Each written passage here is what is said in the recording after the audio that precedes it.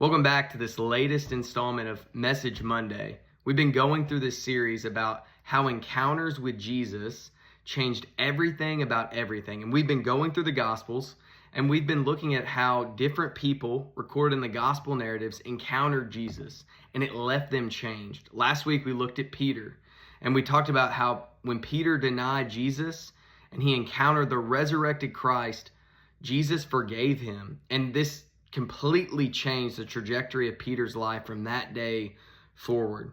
And today we're actually going to look at the cross, and we're going to look at an encounter that happened on the cross, and it completely changed eternity for one particular man. We're going to be in Luke chapter 23, beginning in verse 32. Two others who were criminals were led away to be put to death with him, and the him being Jesus. And when they came to the place that is called the Skull, there they crucified him and the criminals, one on his right and one on his left. And Jesus said, "Father, forgive them, for they know not what they do." And they cast lots to divide his garments. And the people stood by watching, but the ruler scoffed at him, saying, "He saved others, let him save himself. If he is the Christ of God, his chosen one." The soldiers also mocked him, coming up and offering him sour wine and saying, "If you are the king of the Jews, save yourself." There was also an inscription over him, "This is the King of the Jews."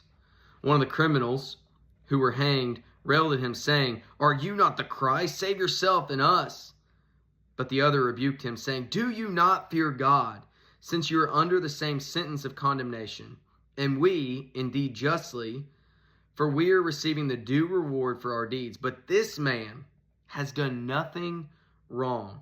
And he said, "Jesus, remember me when you come into your kingdom."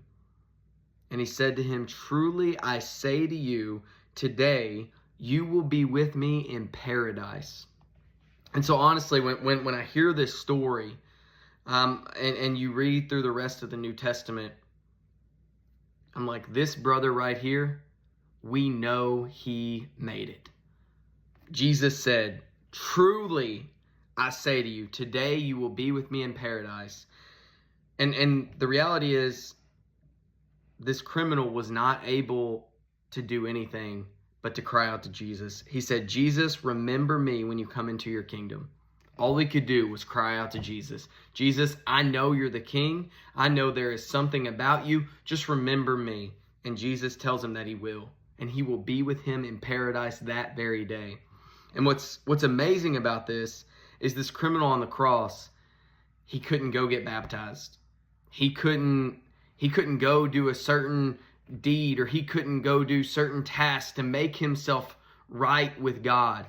All that he could do was cry out to Jesus, "Jesus, remember me when you come into your kingdom." And I just want to say to you, friend, if you're watching this, following Jesus, an encounter with Jesus and being born again is as simple as admitting that you're a sinner, believing upon Jesus, that what he did on the cross and how he rose from the grave, it somehow counted for you. And then finally confessing him as the Lord of your life, and just follow whatever he says for you to do in your life. And just like this thief on the cross, Jesus will remember you in glory. And so I want to ask you, have you cried out to him? Have you asked for him to remember you?